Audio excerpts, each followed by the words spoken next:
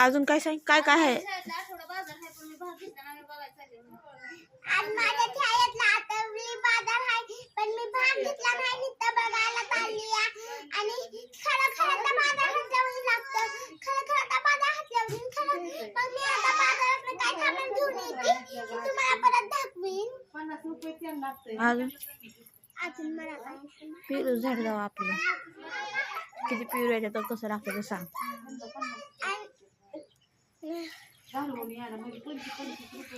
हा पुढचं माहित नाही.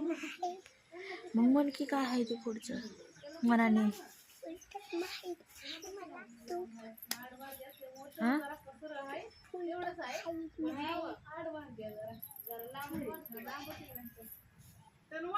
आय आय कोंबडीची पिलं बाहेर येते तो.